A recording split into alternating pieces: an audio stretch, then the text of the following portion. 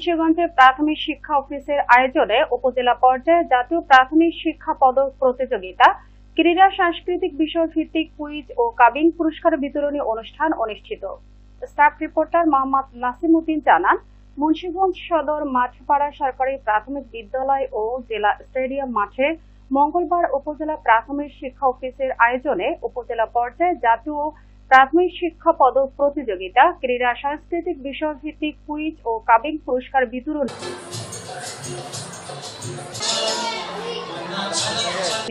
ও প্রথম শ্রেণী থেকে পঞ্চম শ্রেণীর ছাত্রছাত্রীদের চিত্রাঙ্কন, অভিনয়, নৃত্যশিল্পীদের নাচ, গান, দৌড় ও খেলাধুলার পুরস্কার বিতরণী অনুষ্ঠিত হয়েছে।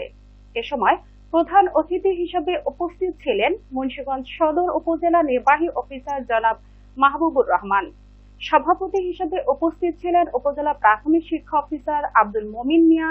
বিশেষ অতিথি হিসেবে উপস্থিত ছিলেন ইন্সপেক্টর ইউআরসি মোহাম্মদ বেলায়েত হোসেন, উপজেলা সহকারী প্রাথমিক শিক্ষা অফিসার মোহাম্মদ মোজাম্মেল হক, কালেক্টর, কিশোরালয় স্কুলের প্রধান শিক্ষিকা খালেদা খানম, মাঠপাড়া সরকারি প্রাথমিক বিদ্যালয়ের প্রধান শিক্ষিকা রোকেয়া বেগম এবং যোগিনীঘাট সরকারি প্রাথমিক বিদ্যালয়ের প্রধান শিক্ষক মোহাম্মদ মোজাম্মেল হক সহ আরো অনেকেই।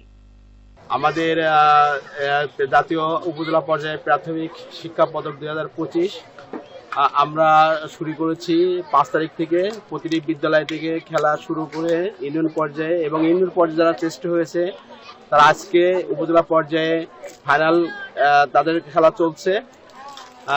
এই খেলা প্রতি বছরের ন্যায় এবারও হচ্ছে এবং মুন্সিগঞ্জ সদর উপজেলায় মোট 116টি সরকারি প্রাথমিক বিদ্যালয়।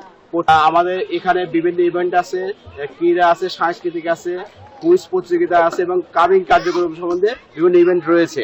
প্রতিটি ইভেন্ট থেকে আমরা এখানে জাতীয় মানের খেলোয়াড় পাবো। আরেক আমাদের পুরস্কার রেখেছি এখানে আমাদের মোট হলো ইভেন্ট 52টি, তার মধ্যে 162টি পুরস্কার এবং প্রথম, দ্বিতীয়, তৃতীয় স্থান যারা অধিকার করবে তারা পুরস্কার পাবে।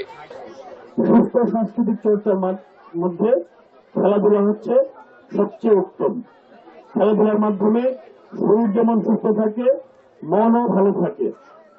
অন্য যে কোনো ব্যায়াম করো, যে কোনো খেলাধুলা করো, সেটা হচ্ছে শুধুমাত্র মাঠে এসে শারীরিক পরিশ্রমের মাধ্যমে যে খেলাটা হয় সেটা সর্বোত্তম।